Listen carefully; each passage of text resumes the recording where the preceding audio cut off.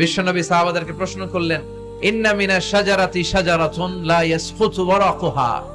ও সাহাবারা, গাছের মধ্যে, বৃক্ষলতার মধ্যে এমন একটা বৃক্ষ আছে, এমন একটা গাছ আছে যেই গাছের কোনো পাতা ঝরে না।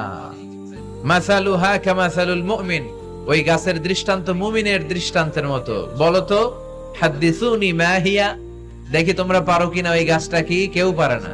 কেউ বলে ওই গাছ, কেউ বলে মরুভূমির ওই ক্যাকটাস গাছ, কেউ বলে ওই গুলমলতা, কেউ বলে ওইটা, কেউ বলতে পারে না। বিষ্ণু বললেন কারোটা হয়নি। ইন্নাহা নাখলা, এটা হলো খেজুর গাছ।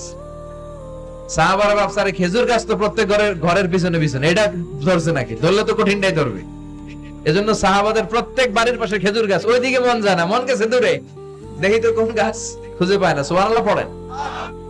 এই যে বিশ্বনবীর শিখানোর পদ্ধতি, education system, how to teach the children, আপনি ছাত্রদেরকে কিভাবে পড়াবেন, এটা বিশ্বনবী হাতে কলমে আমাদেরকে শিখিয়ে গিয়েছে।